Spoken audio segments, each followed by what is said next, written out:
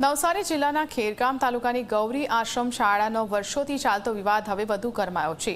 આશ્રમ શાળાના સંચાલક પક્ષે આક્ષેપ કર્યો છે કે આદિજાતિ મંત્રી નરેશ પટેલે ફોન પર પૂર્વ આચાર્ય સાથે સમાધાન કરવા અને અન્યથા શાળા બંધ કરવાની કથિત ચેતવણી આપી હતી। આ દાવા સાથે ટ્રસ્ટી દ્વારા વિડીયો જાહેર કરી મુખ્યમંત્રી સમક્ષ ન્યાય અને આદિવાસી બાળકોના હિતમાં હસ્તક્ષેપની માંગ કરવામાં આવી છે।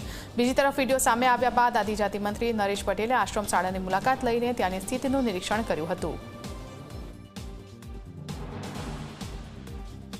મારી માહિતી મુજબ ખૂબ ઘણા સમયથી ટ્રસ્ટ અને આચાર્ય વચ્ચે મતભેદો ઊભા થયેલા છે। એના કારણે પોલીસ સ્ટેશન સુધી પણ આશ્રમ શાળાના બનાવ ગયા છે। મારા અધિકારી 17-15 દિવસથી અહીંયા અવારનવાર આવે છે। ટ્રસ્ટી અને આચાર્ય ને સમજાવવાનો પ્રયત્ન પણ ચાલે છે, પણ તેમ છતાં આ બંને ગ્રુપના મતભેદના કારણે બાળકોનો અહિત થઈ રહ્યો હોય તેવું મને લાગે છે। કારણ કે મારો વિભાગ હોય તો સ્વાભાવિક છે કે મારી જવાબદારી બને।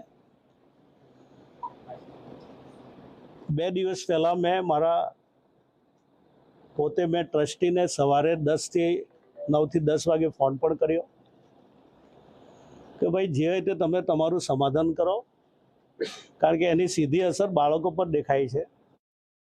ચોર લોકો અને પોક્સો હેઠળ જે કંઈ પ્રવૃત્તિ એની ઘણી બધી પ્રવૃત્તિઓ ચાલતી આવેલી, મારા પપ્પાને પણ એમણે ધમકી આપેલી અને એ ધમકી બાબતે પોલીસ કેસ થયેલા, XYZ બધું ઘણું બધું એમણે કરેલું, પણ એમના દાબ દબાણ હેઠળ મારવાની ધમકી આપે, ગુંડાગીરી સામે જ્યારે મારા પપ્પાએ શાંતિથી એમને સર્વિસ કરવા દીધેલા અને અત્યારે પણ આ જ પ્રવૃત્તિ ચાલુ હોય તો સંસ્થા સહન કરી શકે એમ નહીં। બાળકોને ભણાવવાનું બાજુ પર રાખી અને બાળકોને હાથા બનાવીને જ્યારે કામ કરતા હોય તો આજે એક શિક્ષિત છું, હું પણ એક અધિકારી તરીકે નોકરી કરી છે, તો બાળકોના હિત માટે હું એની માટે લડાઈ લડી રહી છું।